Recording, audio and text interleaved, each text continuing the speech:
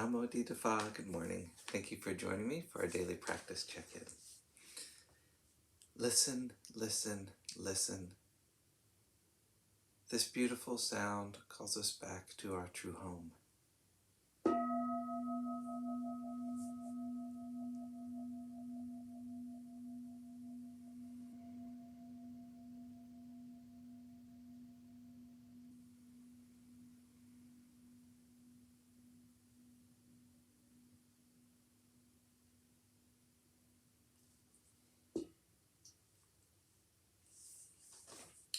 The fifth mindfulness training. Aware of the suffering caused by unmindful consumption, I vow to cultivate good health, both physical and mental, for myself, my family, and my society, by practicing mindful eating, drinking, and consuming. I will ingest only items that preserve peace, well-being, and joy in my body and my consciousness, and in the collective body and consciousness of my family and society.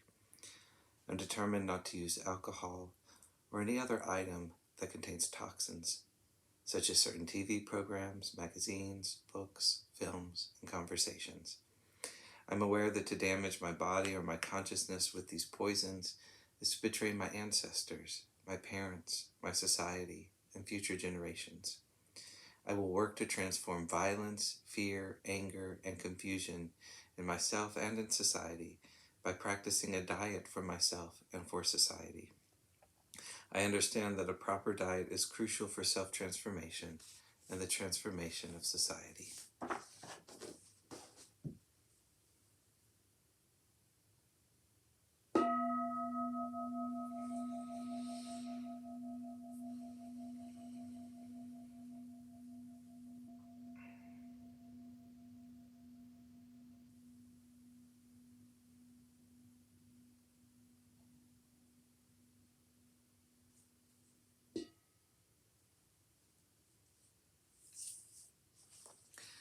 Our Dharma lesson today is the second half of a reflection on friendliness by Ajahn Thiradhammo from his book, Working with the Five Hindrances.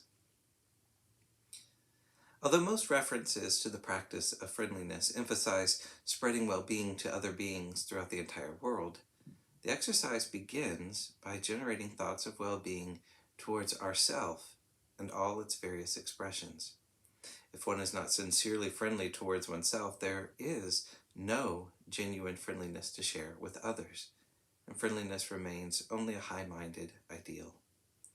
We begin by contacting a familiar sense of well-being within ourselves, and then expand it into more challenging areas of our life. We are, in essence, learning to gradually open a heart of friendliness to the various forms of pain which condition ill will. Thus, the key to successful practice is to keep the personal connection to well-being charged up to such a degree that it overflows into the world around us. Initially, this may not be noticeable, but eventually, one can actively generate universal well-being. I heard about this practice of friendliness when I was meditating in Thailand many years ago, and thought I must practice it, as it was obviously a very important meditation subject, and of course, there were lots of things to learn to be friendly to.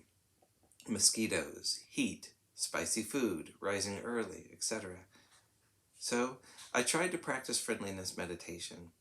The instructions were to bring up friendliness and radiate it to the 10 directions, right and left, front and back, this way and that way, up and down and all around. By the time I'd finished, I was so dizzy that I had to lie down, and it didn't quite work. I grew more and more frustrated, and so gave it up for a while.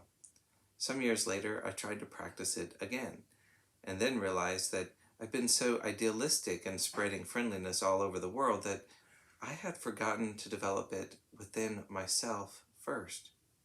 However, if you don't have any friendliness for yourself to start with, it's like using your flashlight without a battery in it. You can carry it around with you, but there's no power in it, so it's not going to be effective.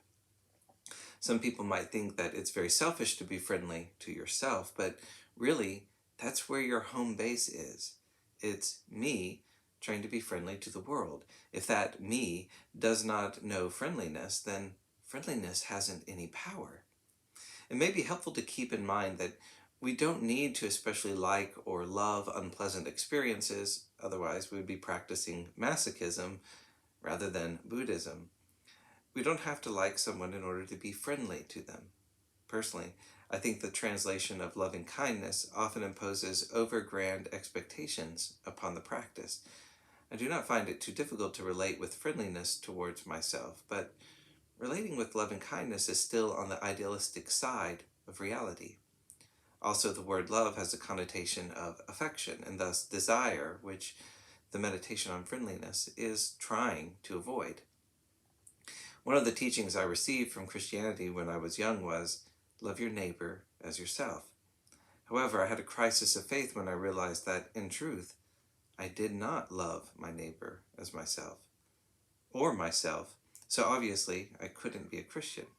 When I studied Buddhism, I learned that the teaching really was, love your neighbor as you love yourself, and that the way to do it was to learn to accept or appreciate yourself through the practice of friendliness. I mentioned this at a conference mostly attended by Christians, and one of the people there was awestruck. I didn't know that was how it was practiced, he said. If we have not established friendliness within ourselves, loving kindness is impractically idealistic and never quite works, and often comes across as hypocritical, that is, talking about love, but not authentically practicing it. This practice is a fundamentally different approach from our habitual reaction to pain. We have an underlying disposition, anusaya, to react to pain with ill will. But now we are trying to respond to it with goodwill. For many people, this may sound absurd, since pain is not something to be friendly to, but to be resisted, chased away, or conquered. However, one of the Buddha's most poignant insights was that hatred, Vera, does not cease by hatred, but only by non-hatred.